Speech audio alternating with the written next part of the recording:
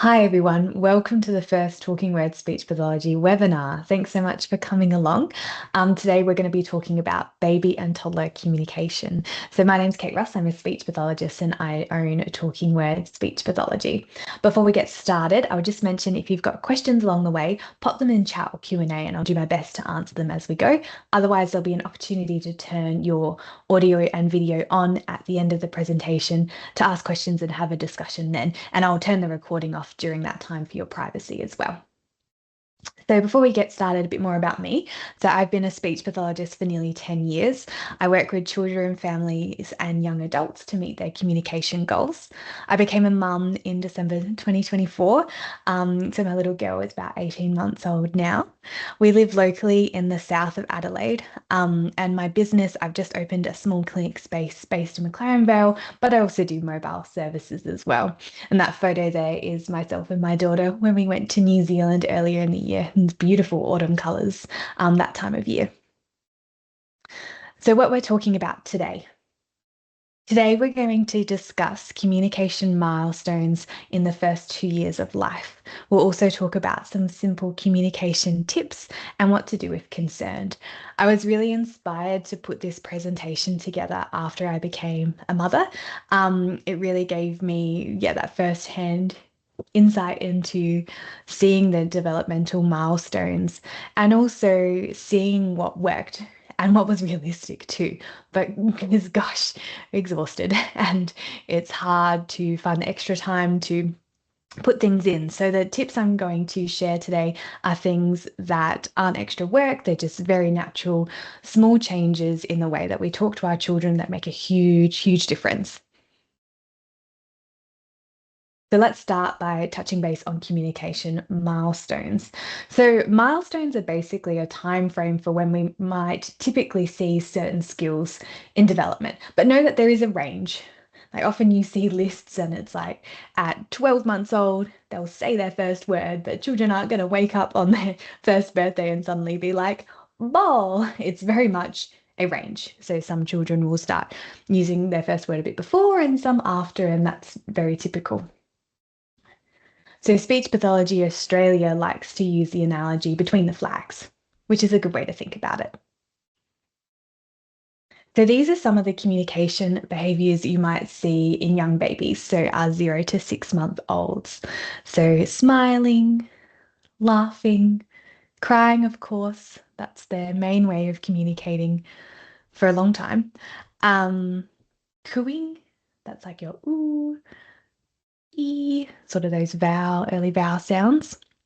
Blowing raspberries, looking at you, turning to voices, and getting excited for often repeated games. So one we did with my daughter, probably still do sometimes, is eat her toes. And so when she was this age, as she sort of got used to the routine, she'd get excited for it. So make a noise or look or anticipate it.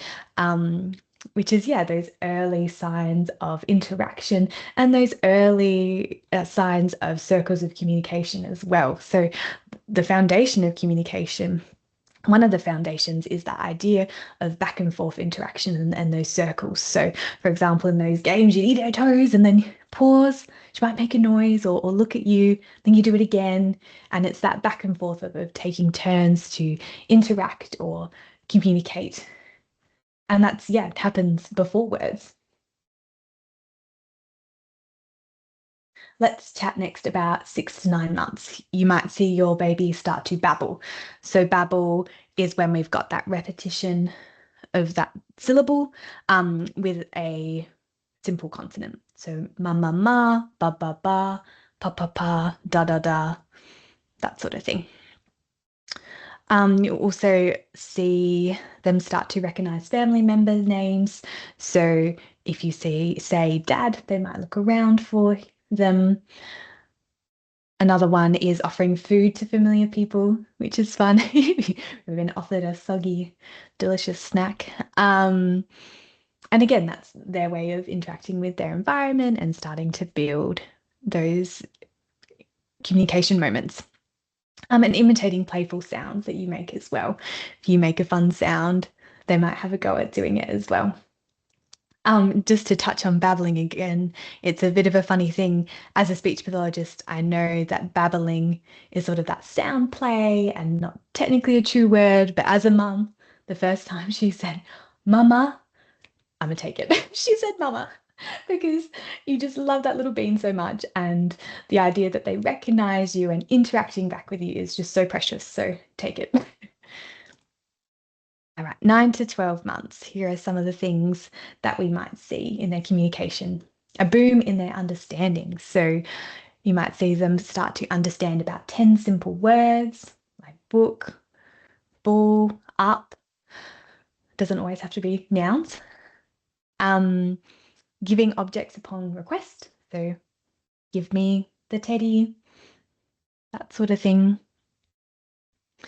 Covering their face for peekaboo, which is so cute when they learn that one. Waving goodbye, responding when their name is called, and first true words. So what I mean by true word is that they've got that consistent association and use of it. So often it's dada, mama. I think some kids throw in curveballs of their first words. My daughter's first word actually was a Cantonese word because she's learning both languages. It was dao, which is throw, which is so interesting because I think in English that's quite a complex sound, lots of complex sounds in there with the th and the whereas in Cantonese it's obviously a bit simpler. So it was a word that she was able to say earlier. You can tell that she loved throwing things, a bit of a chaos age. Okay, 12 to 18 months. Here are some of the milestones we might see following simple instructions, such as throw the ball. So this is different from what we had in 9 to 12 months, which is giving objects. In that situation, it's a bit simpler in that it's probably a moment where they already have the thing and you're just asking them to pass it to you.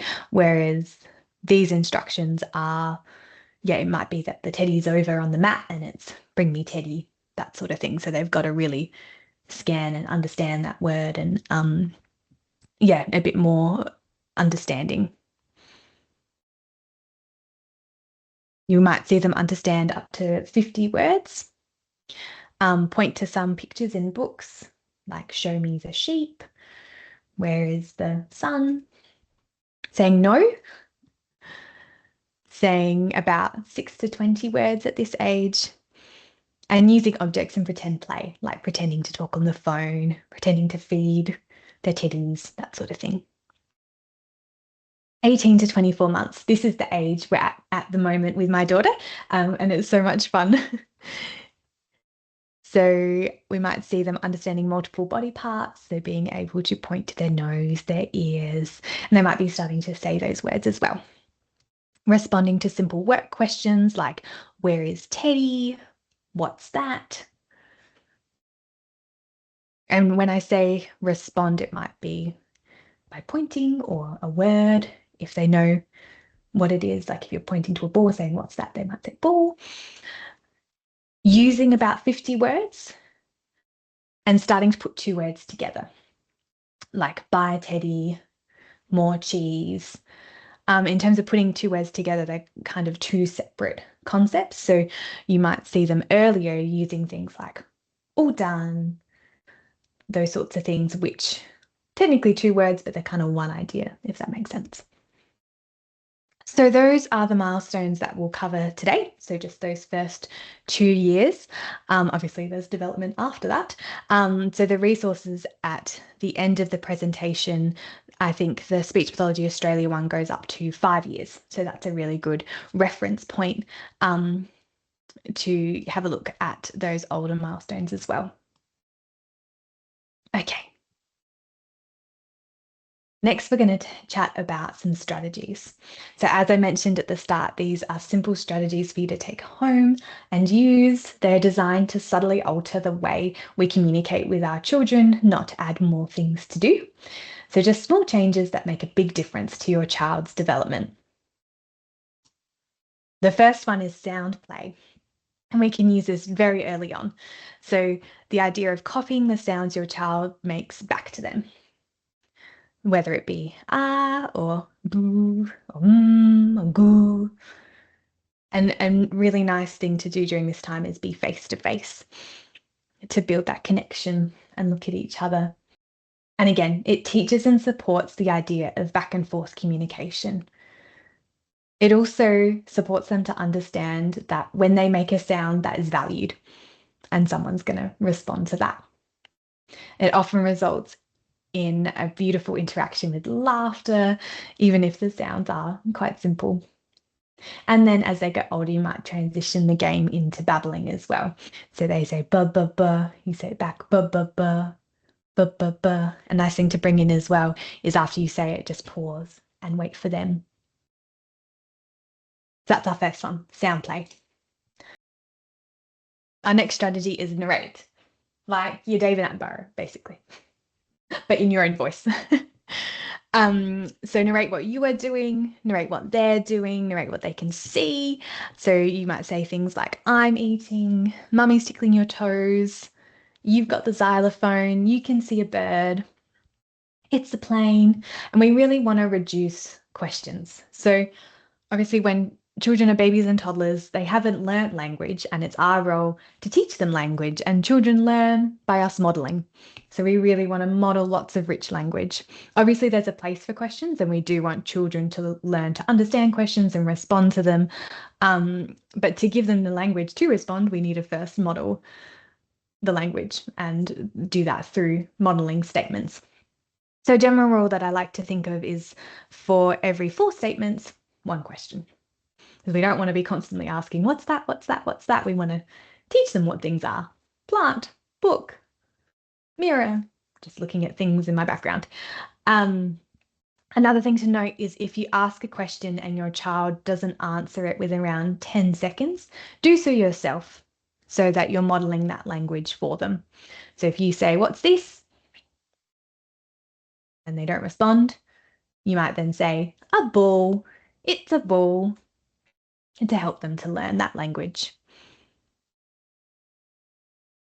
Our next strategy, which I alluded to before, is pause, or you can think of it as waiting expectantly. So when they're a baby, this just might just be waiting for them to look at you or make a sound. And it gives our child space to communicate. So the picture there's got bubbles. So if you're blowing bubbles, blow them for a little bit and then stop and just wait. Wait for that look, wait for that sound. When they're a bit older, wait for them to say bubbles and then do it again. Other games that are great for this are tower building. So build a tower, knock it down, and then wait for them to indicate in some way that they want to do it again. Might be jumping up and down, might be throwing them, picking up the blocks, whatever it is. Other games are chasey, musical instruments, anything you can stop and wait for your child to initiate the interaction again. So an example for us at home where this strategy was really powerful was when my daughter was around 1, we still do, play a game of chasey with our dog. So we'd hold her and run around, and she was starting to say go, which was really exciting. But my husband was a bit like, she doesn't say go when I do it with her. So I was like, oh, like you do it, I'll watch kind of thing. And he would just run and run and run and run and run, which was very exciting for her, but he never paused.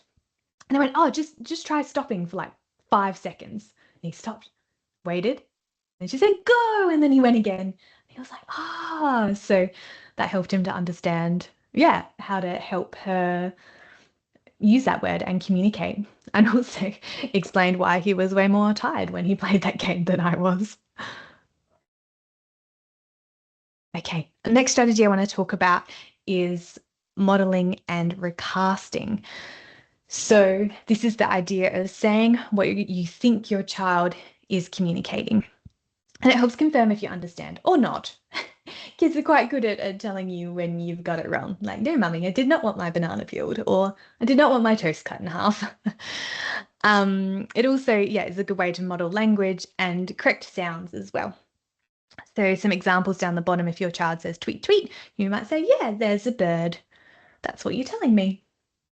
If they are at the bookshelf and sort of grunting or making a noise, you might go, you want a book, and then help them get it down. And then what I meant about modeling sounds is they say nana, you might say banana. So we want to model back the correct way to say something. And we don't want to emphasize the sounds. We just want to do it in a really natural way. So you kind of want to just model it a couple of times naturally. So if they say nana, you say banana. You're eating the banana. So they've now heard it twice. Another example would be if they say tar for car, you might say, yeah, car. Let's go in the car. I will say about this one, some of the things that kids say are so cute. And obviously, as a speechy, I know that we need to be saying and modeling the correct way to say things, but sometimes you get those ones that are really unique to them. My daughter at the moment calls Wiggles tuku, which I have, as a speechy, have no idea where it's come from, but it's very cute. So she'll ask for the Wiggles music by saying tuku tuku, and it takes all my being not to say back yeah tuku and to go Wiggles, you want Wiggles, to model those sounds. The last strategy I will chat about today is expand. This is one that we're using with our toddler at the moment. So once your child does have a range of single words, you can support them to move to the next step by using this simple expand strategy. So they say one word, you model back two. They might say block, you might say yellow block. They might say more, you might say more toast. Heavy, heavy book. And you can continue to use this strategy with the same idea. They say two words, you might add one more and say three. So these are the strategies we talked about today. We talked about sound play, so copying your child's sound back to them to support those circles of communication and interaction. Narrating what you're doing, what they're doing. Pausing to give them space to communicate. Modeling language and sounds. And expanding on what they say by adding a word. Next, let's talk about when to access support. So we talked about a lot of milestones today and things you might see. Next, I want to chat about, what you might do if you've got that gut feeling that something's not quite right or that they might need some extra help, or you might need some extra help, and that's okay. So if you notice that your child is not responding to voices or noises, if they're not interacting with yourself or others that are close to them, obviously it's very developmentally appropriate for children to be wary of strangers. This is more referring to if your child's not doing those circles and interaction with you, like not looking at you or reaching for you or making noises to get your attention, that sort of thing. If you notice that they're not babbling in that sort of under one age or not starting to use words between 1 and 2. Or if you notice a sudden regression in their skills, like they were doing all of these things and then suddenly they're not, these might be times that you reach out for some support. Or if you have that gut feeling, like you know your child best, if you're going, it's not quite right, something's going on, better to reach out for support than not. These are some places that you can go for support. So you might raise your concerns with your CAFS nurse or your GP or your pediatrician in the first instance. There is some government-funded speech path support that they might be able to link you in with through SO Health and some Medicare rebates as well, which you can use with private clinics too. And private speech pathology like Talking Words Speech Pathology. Here are some resources that I mentioned earlier. So the first one is Speech Pathology Australia's milestones charts, and I believe these go up to 5 years old. The Pregnancy, Birth and Babies website is so good. I use this so much. Still do, as my daughter has been developing. They have, just really great, clear information. I think there's just almost too much information sometimes these days. I don't know about you, but I get quite stuck on social media, and obviously we don't know where that information is coming from. Whereas this website is government run, it's all evidence-based information and all specific to Australia as well, because there is quite a big difference in some of the health recommendations between countries. So that website's great. And this particular one is Learning to Talk. So it goes into some of those communication milestones. The Raising Children's Network is another great resource. And this one links to a few play ideas. Other references I've used to put together today's presentation, in addition to what's in my own brain and my experiences as a speechy, has been From Birth to 5 Years. That book there has been a really great one. And I will mention as well that all of the strategies we talked about today are sort of thought about as indirect language strategies, and they're all, evidence-based as well. So this is me talking Words Speech Pathology. There's my number there, the website, and my Instagram link.